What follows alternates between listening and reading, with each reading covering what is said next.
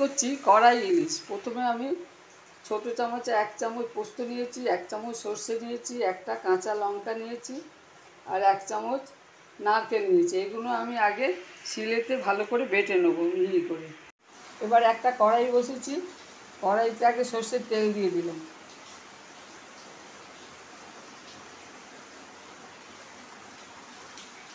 মাছ ভালো করে ধুয়ে নুন হলুদ মাখিয়ে রেখেছি। সর্ষে, কাঁচা লঙ্কা, পোস্ত আর নারকেলটাকে ভালো করে পেস্ট করে নিলাম। এবার তেল গরম হয়ে গেছে, মাছগুলোকে আমি ভেজে নেব।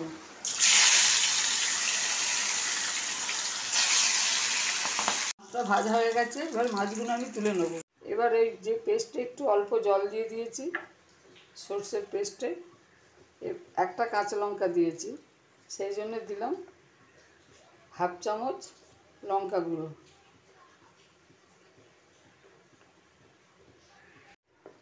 পরিমাণ মতো হলুদ গুঁড়ো। মাছের তেলেতে আরেকটু সর্ষের তেল দিলাম, দিয়ে দিলাম একটু 5 ফোড়ন, একটা কাঁচা লঙ্কা আর একটা লাল লঙ্কা, একটা কাঁচা লঙ্কা, একটা শুকনো লঙ্কা। এবার ফোড়ন দিয়ে ভালো গন্ধ বেরিয়েছে। এবার আমি দিয়ে দিলাম পেস্টটা।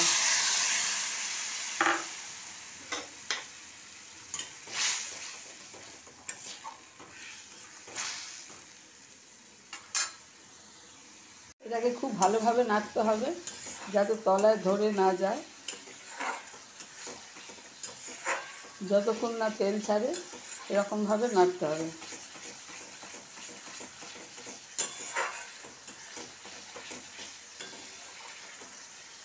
খুব ভালো একটা কালার এসছে।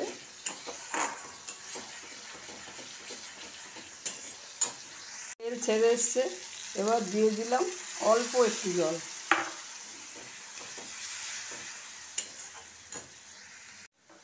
আর দিলাম বড় চামচে 1 চামচ দই। দইটা দিয়ে খুব ভালোভাবে নাড়তে থাকলাম।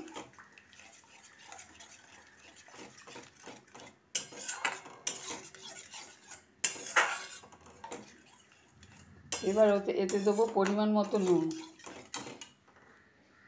পরিমাণ মতো নুন দিয়েছি, যেহেতু এতে একটু দই দিয়েছি বলে 1 চিমটে একটু চিনি দিলাম ব্যালেন্স আনার জন্য। ঝোলটা ফুটছে, এবার দিয়ে দিলাম মাছ দুটো, দিয়ে আঁচটা কম করে দিলাম।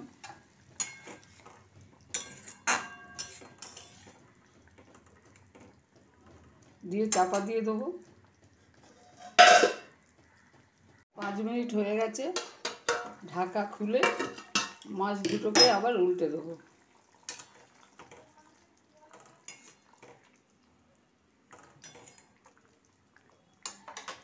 দিয়ে আবার এটাকে চাপা দিয়ে দেবো।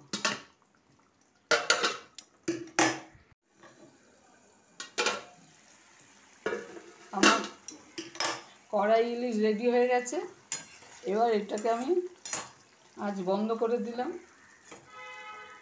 এতে আমি দেবো একটুখানি মাছের তেল আর দেবো একটুখানি সর্ষের তেল। আমার কড়াই ইলিশ